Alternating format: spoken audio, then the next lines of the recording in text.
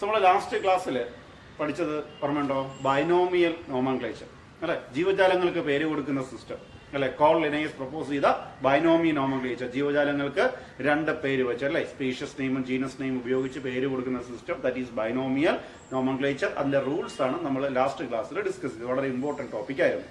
അപ്പൊ ഇതെല്ലാം ഈ ബൈനോമിയൽ നോമൻക്ലേച്ചർ ഒക്കെ എന്തിന്റെ സ്റ്റെപ്പായിട്ടാണ് വരുന്നത്? ടാക്സോണമിയുടെ സ്റ്റെപ്സ് ആയിട്ടാണ് വരുന്നത് അല്ലെ. ടാക്സോണമിയുടെ സ്റ്റെപ്സ് ആണ് എന്ന് പറയുന്നത്. ഓർമ്മയുണ്ടോ ടാക്സോണമിയുടെ സ്റ്റെപ്പുകൾ? Characterization, identification, nomenclature, classification. ഇതൊക്കെ എന്തിന്റെ സ്റ്റെപ്സ് ആണ്? ടാക്സോണമിയുടെ സ്റ്റെപ്സ് ആണ്.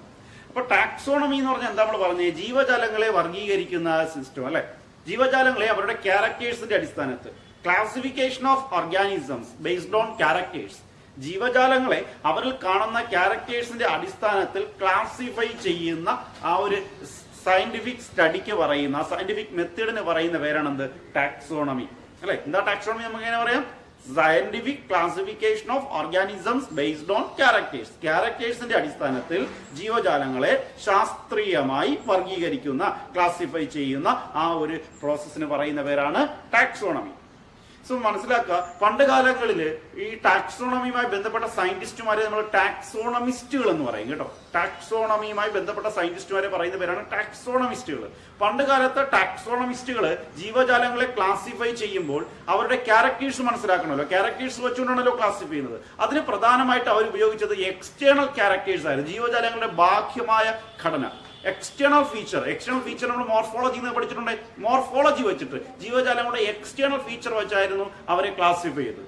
എന്നാൽ മോഡേൺ ടാക്സോണമിസ്റ്റുകൾ, മോഡേൺ ടാക്സോണമി, ആധുനിക ടാക്സോണമി, മോഡേൺ ടാക്സോണമിയിൽ നമ്മൾ ജീവജാലങ്ങളെ ക്ലാസിഫൈ ചെയ്യുമ്പോൾ, ഒന്ന് കേൾക്കുക എന്താ പറയുന്നത്? മോഡേൺ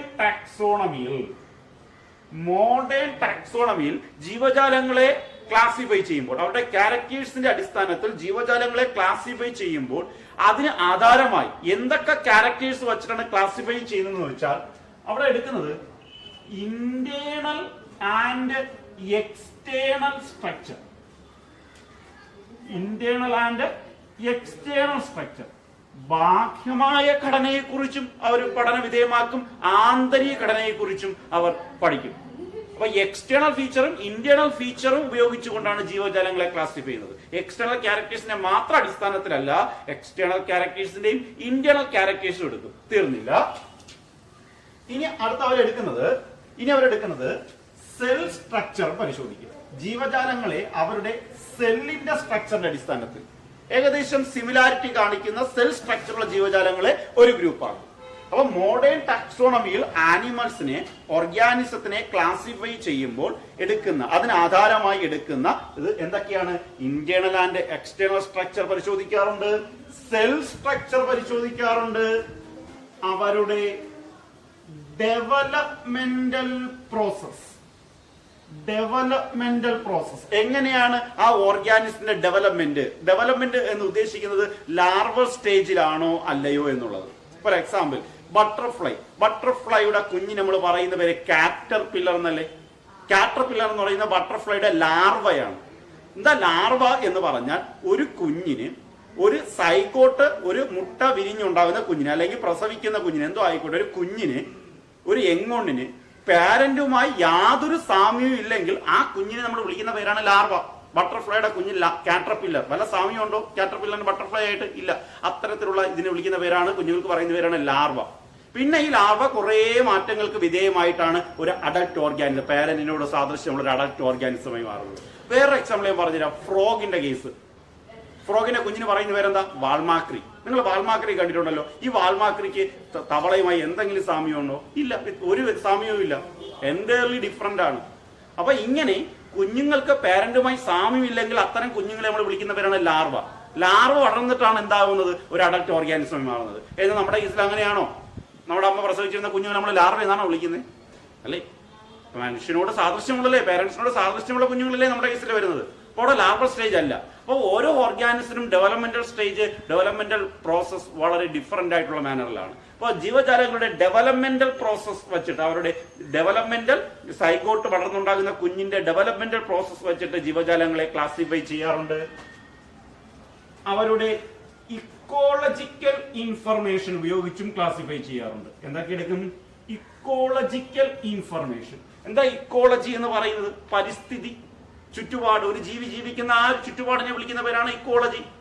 കുറെ ഓർഗാനിസം എടുത്താൽ അവരുടെ ഫണ്ടമെന്റൽ ക്യാരക്ടേഴ്സ്, അവരുടെ ഒരു കോമൺ ഇക്കോളജി ആയിരിക്കും. അവർ ജീവിക്കുന്ന ചുറ്റുപാട് ഒരു സെയിം ആയിരിക്കും, സെയിം ഹാബിറ്ററ്റ് ആയിരിക്കും. സോ ഒരു ജീവി ജീവിക്കുന്നതിന്റെ ചുറ്റുപാട്, പരിസ്ഥിതിക്ക് പറയുന്ന പേരാണെന്ത്? ചുറ്റുപാടിനെ പറയുന്ന പേരാണെന്ത്? ഇക്കോളജി. അപ്പൊ ജീവജാലങ്ങളെ ക്ലാസിഫൈ ചെയ്യുമ്പോൾ ടാക്സോണമിയിൽ എന്തൊക്കെയാ ബേസിക് ആയിട്ട് എടുക്കുന്നത്? അവരുടെ ആന്തരികവും ബാഹ്യവുമായ സ്ട്രക്ചർ എടുക്കാറുണ്ട്, ഇന്റേണൽ ആൻഡ് എക്സ്റ്റേണൽ സ്ട്രക്ചർ എടുക്കാറുണ്ട്, അവരുടെ സെൽസിന്റെ സ്ട്രക്ചർ പരിശോധിക്കാറുണ്ട്, കോശങ്ങളുടെ ഘടന പരിശോധിക്കാറുണ്ട്, അവരുടെ ഡെവലപ്മെന്റൽ, അവരുടെ കുഞ്ഞുങ്ങളുടെ ഒരു കുഞ്ഞ് അഡൽട്ട് ഓർഗാനിസമായി മാറുന്ന ആ ഒരു ഡെവലപ്മെന്റൽ പ്രോസസ് പരിശോധിക്കാറുണ്ട്, അവരുടെ ഇക്കോളജിക്കൽ ഇൻഫർമേഷൻ, അവർ ജീവിക്കുന്ന ചുറ്റുപാടും അവർ ജീവിക്കുന്ന ആ ഒരു പരിസ്ഥിതിയും അതിന്റെ എല്ലാം ഫീച്ചേഴ്സും എല്ലാം നമ്മൾ ജീവജാലങ്ങളെ ക്ലാസിഫൈ ചെയ്യുമ്പോൾ എടുക്കാറുണ്ട്. ഫോർ എക്സാമ്പിൾ, ബേർഡ്സ് എന്ന് പറയുന്ന ഒരു ഗ്രൂപ്പ് ഉണ്ടാക്കി. ആ ബേർഡ്സ് എന്ന് പറയുന്ന ഗ്രൂപ്പ് എന്ന് പറയാൻ പറക്കാൻ കഴിവുള്ളവരല്ലേ? അവർ എയറിലല്ലേ കൂടുതൽ സമയം സ്പെൻഡ് ചെയ്യുന്നത്, അല്ലെ? അപ്പൊ അവർ ജീവിക്കുന്ന ചുറ്റുപാട് എൻറ്റയർലി ഡിഫറെന്റ് ആണ്.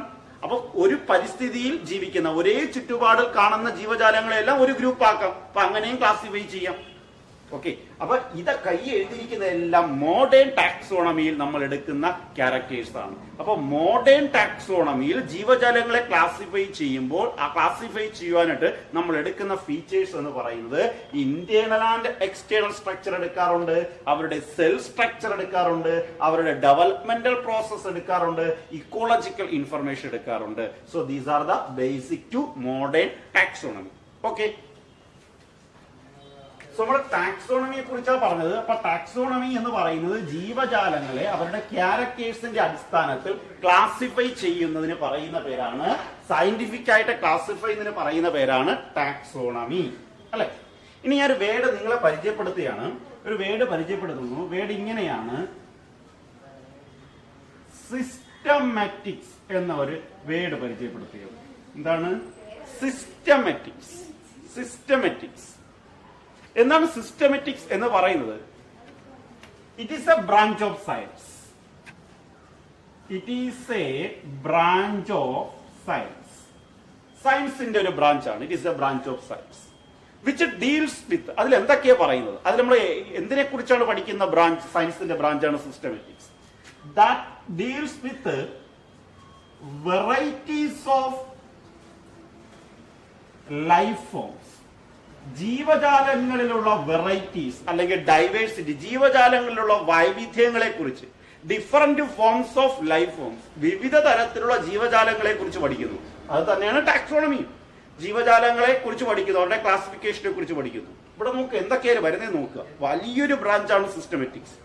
Different forms of life, varieties of life form, ജീവജാലങ്ങളിലുള്ള വൈവിധ്യങ്ങൾ, വ്യത്യാസങ്ങൾ, വിവിധ തരത്തിലുള്ള ജീവജാലങ്ങളെ കുറിച്ച് പഠിക്കുന്നു. പ്ലാന്റ്സ്, ആനിമൽസ്, മൈക്രോ ഓർഗാനിസംസ്, തീർന്നില്ല. ആൻഡ് ദെയർ ഇന്റർ റിലേഷൻഷിപ്സ്, ജീവജാലങ്ങളുടെ ഇന്റർ റിലേഷൻഷിപ്സ്, അവർ തമ്മിലുള്ള പരസ്പര ബന്ധം. നമുക്കറിയാം, ഒരു ജീവിക്കും ഇവിടെ സ്വന്തമായി മറ്റുള്ളവരെ ഡിപ്പെൻഡ് ചെയ്യാൻ ജീവിക്കാൻ പറ്റത്തില്ല. നമുക്കിവിടെ സ്വന്തം ആരെ ഡിപ്പെൻഡ് ചെയ്യാൻ മനുഷ്യർക്ക് ജീവിക്കാൻ പറ്റത്തില്ല. നമ്മൾ ഏതെങ്കിലും ഒരു കാര്യത്തിന് മറ്റുള്ളവരെ ഡിപ്പെൻഡ് ചെയ്താൽ പറ്റും. നമ്മൾ ആഹാരത്തിന് വേണ്ടി പ്ലാന്റ്സിനെ ഡിപ്പെൻഡ് ചെയ്യുന്നു, ഓക്സിജന് വേണ്ടി പ്ലാന്റ്സിനെ ഡിപ്പെൻഡ് ചെയ്യുന്നു, അല്ലെ? അപ്പൊ എല്ലാ ജീവജാലങ്ങളും ഇവിടെ പരസ്പരം ഡിപ്പെൻഡ് ചെയ്തുകൊണ്ട്, പ്ലാന്റ്സ് നമ്മളെ ഡിപ്പെൻഡ് ചെയ്യുന്നു. പ്ലാന്റ്സ് ഫോട്ടോസിന്തസിന് വേണ്ടി ഉപയോഗിക്കുന്നത് നമ്മൾ വിടുന്ന കാർബൺ ഡൈ ഓക്സൈഡ് ആണ്, അല്ലെ? അപ്പൊ എല്ലാ ജീവജാലങ്ങളും പരസ്പരം എന്താണ്? ഡിപ്പെൻഡന്റ് ആണ്. അപ്പൊ ജീവജാലങ്ങൾ തമ്മിലുള്ള ബന്ധത്തെ കുറിച്ച് പഠിക്കുന്നു. തീർന്നില്ല. And also there evolutionary relationship എന്നതിനെ കുറിച്ച് കൂടെ പഠിക്കും. ജീവജാലങ്ങൾ തമ്മിലുള്ള പരിണാമപരമായ ബന്ധങ്ങൾ. ഇവല്യൂഷൻ മീൻസ് പരിണാമം. നമുക്കറിയാം, ഒരു ജീവി ഈ ഭൂമിയിൽ പൊട്ടിമുളച്ചുണ്ടായതല്ല, നമ്മൾ ഉൾപ്പെടെ, അല്ലെ? നമ്മളെല്ലാം ഒരു ഇവല്യൂഷന്റെ റിസൾട്ട് ആയിരുന്നു. പരിണാമത്തിന്റെ ഫലങ്ങളാണ് നമ്മളെല്ലാം, അല്ലെ? ഓരോ ഓർഗാനിസത്തിൽ നിന്ന് ഇന്ന് നമ്മുടെ ഭൂമിയിൽ കാണുന്ന എല്ലാ ജീവജാലങ്ങളും വേറൊരു ഓർഗാനിസത്തിൽ നിന്ന് പരിണാമം സംഭവിച്ചുണ്ടായിട്ടുള്ളവരാണ്, ഇവല്യൂഷന് വിധേയമായിട്ടുള്ളവരാണ്. ഇവല്യൂഷൻ എന്നുള്ള ആ പ്രോസസ്സിനെ കുറിച്ച് സെക്കൻഡ് ഇയറിൽ ഡീറ്റെയിൽ നമുക്ക് പഠിക്കാനുണ്ട്. അപ്പൊ എല്ലാ ജീവജാലങ്ങളും ഇവല്യൂഷൻ നടന്നിട്ടാണ് ഉണ്ടായത്. അപ്പൊ ഇവല്യൂഷൻ പരമായിട്ടുള്ള റിലേഷൻഷിപ്പ്, ബന്ധം ജീവജാലങ്ങൾ തമ്മിലുള്ള ഇവല്യൂഷൻ പരമായിട്ടുള്ള പരിണാമപരമായ ബന്ധം. ഇപ്പൊ എക്സാമ്പിൾ, നമുക്ക് ഇവല്യൂഷണറി റിലേഷൻഷിപ്പ് ഉള്ള ഒരു ഓർഗാനിസം ഇന്ന് ജീവിച്ചിരിക്കുന്നതിൽ നമുക്ക് ഇവല്യൂഷണറി റിലേഷൻഷിപ്പ് ഉള്ള ഒരേ ഒരു ഓർഗാനിസമാണ് ചിമ്പൻസി. അത് മനസ്സിലാക്കിയത് നമ്മുടെ DNA-യും ചിമ്പൻസിയുടെ DNA-യും തമ്മിൽ പഠിച്ചപ്പോഴാണ്, അവരുടെ താരതമ്യ പഠനത്തിന് വിധേയമാക്കി. അപ്പൊ നമ്മുടെ DNA-യുടെ ഏറ്റവും കൂടുതൽ സാദൃശ്യങ്ങൾ കാണിച്ച DNA ആണ് ആരുടേത്? ചിമ്പൻസിയുടേത്. അപ്പൊ ഇവിടെയുള്ള ജീവജാലങ്ങൾക്ക് വേറെ ജീവജാലങ്ങൾക്കുമായി ബന്ധമുണ്ട്, പരിണാമപരമായ ബന്ധങ്ങളുണ്ട്. ആ ബന്ധങ്ങളെ കുറിച്ചും ഇവല്യൂഷൻ പരമായിട്ടുള്ള ബന്ധങ്ങളെ കുറിച്ചും എല്ലാം ഡിസ്കസ് ചെയ്യുന്ന, പ്രതിപാദിക്കുന്ന സയൻസിന്റെ ബ്രാഞ്ചിന് പറയുന്ന പേരാണ് സിസ്റ്റമാറ്റിക്സ്. അപ്പൊ എന്താണ് സിസ്റ്റമാറ്റിക്സ് എന്ന് പറയുന്നത്? It is a branch of science that deals with the study of, സയൻസിന്റെ ഒരു ബ്രാഞ്ച്. അതിൽ എന്തിനെ കുറിച്ചാണ് പ്രതിപാദിക്കുന്നത്? Different varieties of life forms, വിവിധ തരത്തിലുള്ള ജീവജാലങ്ങളിലുള്ള വൈവിധ്യങ്ങളെ കുറിച്ച്, different forms of life forms. Then their interrelationships, അവർ തമ്മിലുള്ള പരസ്പര ബന്ധത്തെ കുറിച്ച്, and also their evolutionary relationship, അവർ തമ്മിലുള്ള പരിണാമപരമായ ബന്ധങ്ങളെ കുറിച്ചും എല്ലാം പ്രതിപാദിക്കുന്ന, ഡിസ്കസ് ചെയ്യുന്ന സയൻസിന്റെ ബ്രാഞ്ചിന് പറയുന്ന പേരാണ് systematics. Systematics is the branch of science that deals with the different forms of life, their interrelationships and their evolutionary relationships. ഇപ്പൊ എന്തിനെ കുറിച്ച് പഠിക്കുന്നു? വിവിധ തരത്തിലുള്ള ജീവജാലങ്ങൾ, അവർ തമ്മിലുള്ള പരസ്പര ബന്ധങ്ങൾ, ജീവജാലങ്ങളിടയിലുള്ള ഇവല്യൂഷണറി പരിണാമപരമായ ബന്ധങ്ങളെ കുറിച്ചും എല്ലാം പ്രതിപാദിക്കുന്ന സയൻസിന്റെ ബ്രാഞ്ചിന് പറയുന്ന പേരാണ് സിസ്റ്റമാറ്റിക്സ്. ഓക്കെ, ഈ വേർഡ് ഒന്ന് കേൾക്കുക. ഈ സിസ്റ്റമാറ്റിക്സ് എന്ന വേർഡ് വന്നത് സിസ്റ്റമ എന്ന ലാറ്റിൻ വേർഡ് എന്നാണ്. സിസ്റ്റമ എന്ന ലാറ്റിൻ വേർഡിൽ നിന്നാണ് സിസ്റ്റമാറ്റിക്സ് എന്ന ടേം ഡിറൈവ് ചെയ്യപ്പെടുന്നത്. സിസ്റ്റമ എന്ന വേർഡിന്റെ അർത്ഥം തന്നെ ഇങ്ങനെയാണ്, ആ ലാറ്റിൻ വേർഡിന്റെ അർത്ഥം ഇങ്ങനെയാണ്, സിസ്റ്റമാറ്റിക് അറേഞ്ച്മെന്റ് എന്നാണ്. സിസ്റ്റമ എന്ന വേർഡിന്റെ അർത്ഥം എന്താണ്? Systematic arrangement. വളരെ സിസ്റ്റമാറ്റിക് ആയിട്ട് നമ്മൾ ക്രമീകരിക്കുന്നു, ജീവജാലങ്ങളെ വർഗീകരിക്കുന്നു, ക്ലാസിഫൈ ചെയ്യുന്നു എന്നൊക്കെയാണ് അർത്ഥം. സിസ്റ്റമാറ്റിക് അറേഞ്ച്മെന്റ് എന്ന അർത്ഥം വരുന്ന സിസ്റ്റമ എന്ന ലാറ്റിൻ വേർഡിൽ നിന്നാണ് സിസ്റ്റമാറ്റിക്സ് എന്ന വേർഡ് ഉണ്ടായത്. നോക്കുക, നമ്മൾ പഠിച്ചു, ഈ ഒരു സയന്റിസ്റ്റ് നമ്മൾ പരിചയപ്പെട്ടു, കോൾ ലിനേയസ്, കരോളസ് ലിനേയസ് എന്നല്ലേ എഴുതും അല്ലെ, കോൾ ലിനേയസ്. ഇദ്ദേഹം father of taxonomy and he proposed the system of binomial nomenclature. നമ്മൾ ലാസ്റ്റ് ക്ലാസ്സിൽ ഡിസ്കസ് ചെയ്തു. ഇദ്ദേഹത്തിന്റെ പുസ്തകത്തിന്, ഇദ്ദേഹത്തിന്റെ കണ്ടെത്തലുകളെല്ലാം വെച്ചുകൊണ്ട് ഇതൊരു പുസ്തകം എഴുതിയിട്ടുണ്ട്. ആ പുസ്തകത്തിന് അദ്ദേഹം കൊടുത്ത തലക്കെട്ട് ഇങ്ങനെയാണ്, സിസ്റ്റമ നാച്ചുറൽ.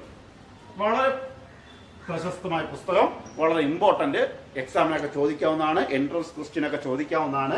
സിസ്റ്റമ നാച്ചുറൽ എന്നാണ് കോൾ ലിനേയസിന്റെ പുസ്തകത്തിന്റെ തലക്കെട്ട്, ടൈറ്റിൽ. കോൾ ലിനേയസിന്റെ പുസ്തകത്തിന്റെ പബ്ലിക്കേഷന്റെ ടൈറ്റിലാണ് സിസ്റ്റമെ നാച്ചുറേ. സിസ്റ്റമ നാച്ചുറേ.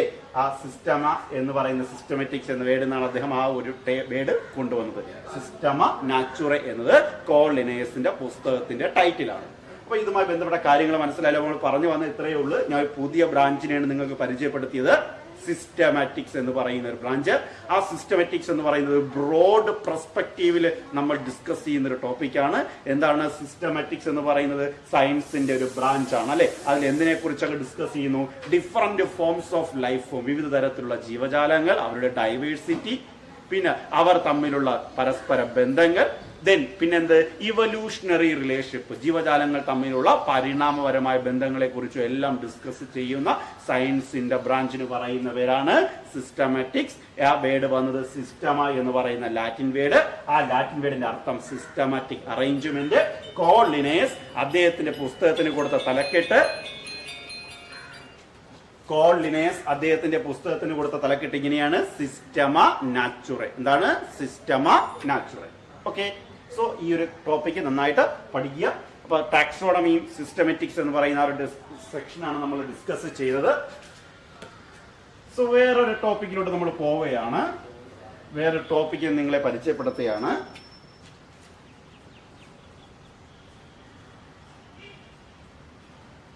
Taxonomic hierarchy. എന്താണ്? പുതിയൊരു ടോപ്പിക്കിലോട്ട് പോകുന്നു. എന്നാണ് ടോപ്പിക്കിന്റെ പേര്? Taxonomic hierarchy. Taxonomic hierarchy. Hierarchy എന്ന പേര് കേട്ടിട്ടുണ്ടോ നിങ്ങൾ? ഹൈറാർക്കി ബയോളജിയിൽ മാത്രമല്ല ഏതൊരു ടോപ്പിക്കിൽ നമുക്ക് ഹൈറാർക്കി എന്ന വേർഡ് ഉപയോഗിക്കാറുണ്ട്, ഏതൊരു സെക്ഷനിൽ ഉപയോഗിക്കാറുണ്ട്. ഹൈറാർക്കി എന്ന വേർഡിന്റെ അർത്ഥം സിസ്റ്റമാറ്റിക്. നേരത്തെ നമ്മൾ സിസ്റ്റം എന്ന് പറയുന്ന അർത്ഥം അതേ കണക്കാണ്, സിസ്റ്റമാറ്റിക് അറേഞ്ച്മെന്റ്. തട്ടുകളായി തിരിക്കുന്നു, കറക്റ്റ് ഓർഡറിൽ തിരിക്കുന്നു എന്ന് തന്നെയാണ് ഹൈറാർക്കി എന്ന വേർഡ്. ഒരു കറക്റ്റ് ഓർഡർ ഉണ്ടെങ്കിൽ അതിനോട് പറയും ഹൈറാർക്കി. ഹൈറാർക്കി എന്ന വേർഡിന്റെ അർത്ഥം എവിടെ ഉപയോഗിച്ചാലും കറക്റ്റ് അതിന്റെ അർത്ഥം ഒരു ഓർഡറിലാണ്, ഒരു ഓർഡറിൽ ക്രമീകരിക്കുന്നത്, ഒരു പ്രോപ്പർ അറേഞ്ച്മെന്റ് വന്നാൽ അത് നമ്മൾ ഉപയോഗിക്കാം ഹൈറാർക്കി. അപ്പൊ ടാക്സോണമിക് ഹൈറാർക്കി, ടാക്സോണമിയിൽ ഒരു ഹൈറാർക്കി ഉണ്ടെന്ന്, ഒരു അറേഞ്ച്മെന്റ് ഉണ്ടെന്ന്, ഒരു ക്രമീകരണമുണ്ട്. ജീവജാലങ്ങളെ തോന്നിയതുപോലെ അല്ല നമ്മൾ ക്രമീകരിക്കുന്നത്, അതിനൊരു സ്റ്റെപ്പുകളുണ്ട്, ഒരു കോൺഫിഗറേഷൻ എന്നൊക്കെ പറയാം, ഒരു പ്രോപ്പർ മാനർ ഉണ്ട്. ജീവജാലങ്ങളെ ക്ലാസിഫൈ ചെയ്യുമ്പോൾ തട്ടുകളായി അറേഞ്ച് ചെയ്യുന്നു.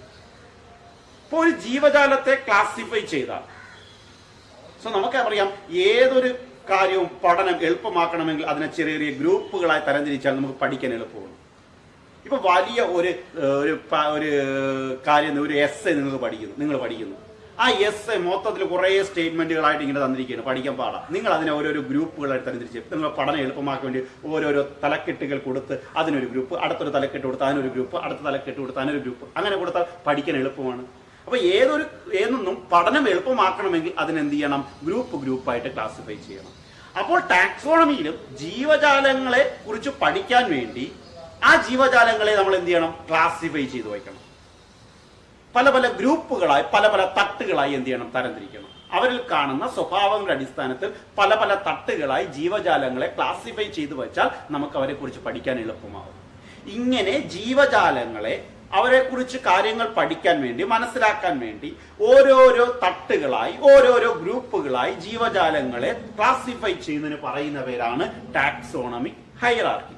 ഞാൻ കുറച്ചുകൂടെ എക്സ്പ്ലെയിൻ ചെയ്യാം, അപ്പോഴേ മനസ്സിലാവും. ഫോർ എക്സാമ്പിൾ, ഒരു ഓർഗാനിസത്തെ ആദ്യമായി കണ്ടെത്തിയാൽ അതിനെ നമ്മൾ ആദ്യം ഉൾപ്പെടുത്തുന്നത് സ്പീഷ്യസ് എന്ന് പറയുന്ന ഒരു ഗ്രൂപ്പിലാണ്. സ്പീഷ്യസ് നമ്മൾ പഠിച്ചിട്ടുണ്ട്. സ്പീഷ്യസ് കഴിഞ്ഞാൽ അടുത്ത ഗ്രൂപ്പ് ഇങ്ങനെ പറയുന്നത് ജീനസ്. ജീനസ് കഴിഞ്ഞാൽ അടുത്ത ഗ്രൂപ്പ് നമ്മൾ ഇങ്ങനെ പറയുന്നത് ഫാമിലി.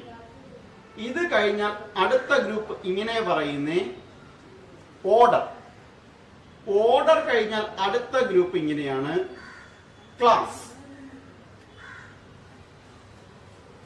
ക്ലാസ് കഴിഞ്ഞാൽ അടുത്ത ഗ്രൂപ്പ് ഇങ്ങനെയാണ് ഫൈലം ചേർന്നാൽ നമ്മൾ ഇങ്ങനെ പറയും ആനിമൽ കിങ്ഡം. ആദ്യം ഒരു ഓർഗാനിസത്തിനെ ക്ലാസിഫൈ ചെയ്യുന്നതിന് വിവിധ ഘട്ടങ്ങളാണ് പറയുന്നത്. ആദ്യം നമ്മൾ സ്പീഷ്യസിൽ ഉൾപ്പെടുത്തും, അത് കഴിഞ്ഞ് ജീനസ്, അത് കഴിഞ്ഞ് ഫാമിലി, അത് കഴിഞ്ഞ് ഓർഡർ, അത് കഴിഞ്ഞ് ക്ലാസ്, അത് കഴിഞ്ഞ് ഫൈലം, അത് കഴിഞ്ഞ് ആനിമൽ കിങ്ഡം. ഇതൊരു ആനിമലിന്റെ കേസിലാണ് ഞാൻ പറഞ്ഞു. ഒരു പ്ലാന്റിന്റെ കേസിലാണെങ്കിൽ ഇതേ ഓർഡർ തന്നെ, ആദ്യം സ്പീഷ്യസ്, ദെൻ ജീനസ്, അത് കഴിഞ്ഞ് ഫാമിലി, അത് കഴിഞ്ഞ് ഓർഡർ, അത് കഴിഞ്ഞ് ക്ലാസ്. എന്നാൽ പ്ലാന്റ്സിന്റെ കേസിൽ നമ്മൾ ഫൈലം എന്ന പദം ഉപയോഗിക്കത്തില്ല. പ്ലാന്റ്സിന്റെ കേസിൽ ഫൈലത്തിന് പകരമായി നമ്മൾ ഉപയോഗിക്കുന്ന വേർഡ് ഡിവിഷൻ എന്നാണ്. ഓക്കെ, ആനിമൽസിന്റെ കേസിൽ ക്ലാസുകൾ ചേർന്ന് ഫൈലം എന്ന് പറയുമ്പോൾ പ്ലാന്റ്സിന്റെ കേസിൽ ക്ലാസുകൾ ചേർന്ന് എന്തെന്ന് പറയും? ഡിവിഷൻ. ഡിവിഷൻ കഴിഞ്ഞ് നമുക്ക് എന്ത് ഉപയോഗിക്കാം?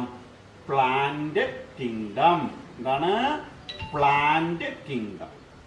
ഓക്കെ, അപ്പൊ ഇങ്ങനെ ജീവജാലങ്ങളെ തട്ടായി ഓരോരോ പടിപടിയായിട്ട് ക്ലാസിഫൈ ചെയ്യുന്നതിന് പറയുന്ന പേരാണ് ടാക്സോണമിക് ഹൈറാർക്കി. എന്താ ടാക്സോണമിക് ഹൈറാർക്കി? ജീവജാലങ്ങളെ അവർ കാണുന്ന സ്വഭാവങ്ങളുടെ അടിസ്ഥാനത്തിൽ ഓരോരോ തട്ടുകളായി, ഓരോ സിസ്റ്റമാറ്റിക് ഗ്രൂപ്പുകളായിട്ട് അറേഞ്ച് ചെയ്ത് വയ്ക്കുന്നതിനെ വിളിക്കുന്ന പേരാണ് ടാക്സോണമിക് ഹൈറാർക്കി. ഇതിനെ മൊത്തത്തിൽ പറയുന്ന പേരാണ് ടാക്സോണമിക് ഹൈറാർക്കി. അപ്പൊ ആനിമൽസിന്റെ ടാക്സോണമിക് ഹൈറാർക്കി എഴുതാൻ പറഞ്ഞാൽ ഇങ്ങനെ എഴുതണം: സ്പീഷ്യസ്, ആരോ മാർക്കിട്ട്, ജീനസ് ചേർന്ന ഫാമിലി, അത് കഴിഞ്ഞ് ഓർഡർ, അത് കഴിഞ്ഞ് ക്ലാസ്, അത് കഴിഞ്ഞ് ഫൈലം, അത് കഴിഞ്ഞ് ആനിമൽ കിങ്ഡം.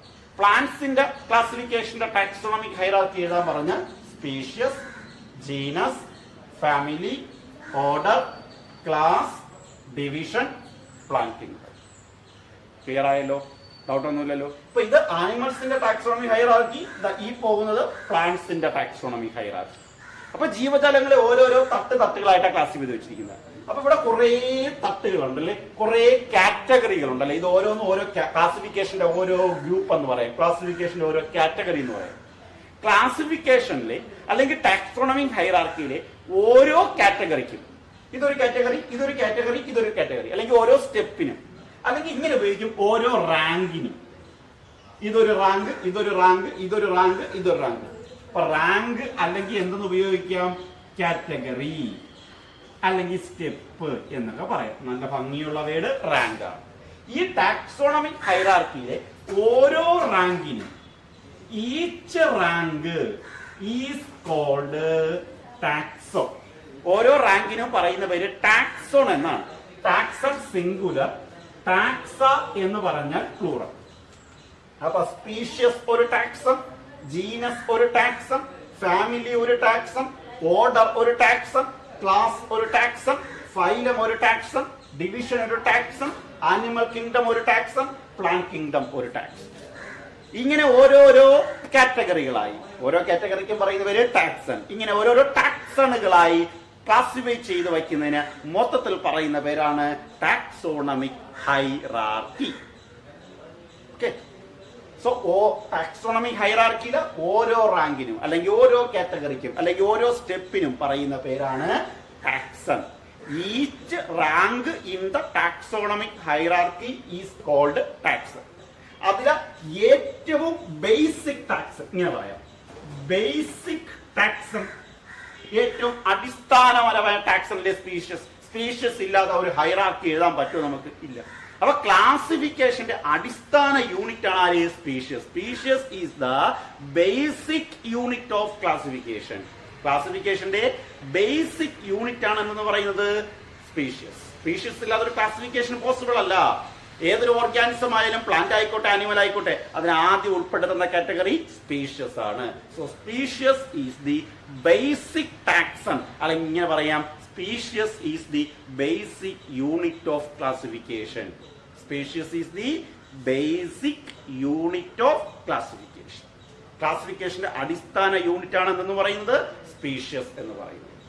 അപ്പൊ സ്പീഷ്യസ് ഒരു ടാക്സൺ, ജീനസ് ഒരു ടാക്സൺ, ഫാമിലി ഒരു ടാക്സൺ, ഓർഡർ ഒരു ടാക്സൺ, ക്ലാസ് ഒരു ടാക്സൺ, ഫൈലം ഒരു taxon, animal kingdom, plant kingdom, division എല്ലാം ഓരോരോ ടാക്സണുകൾ. ഇങ്ങനെ ഓരോരോ റാങ്കുകളായി ജീവജാലങ്ങളെ ക്ലാസിഫൈ ചെയ്യുന്നതിന് മൊത്തത്തിൽ പറയുന്ന പേരാണ് ടാക്സോണമിക് ഹൈറാർക്കി. ഓരോ സ്റ്റെപ്പിനും പറയുന്ന പേര് taxon. Species is the basic taxon or species is the basic unit of classification. Clear ആയല്ലോ? സോ പറഞ്ഞ പോയിന്റുകളെല്ലാം മനസ്സിലായല്ലോ?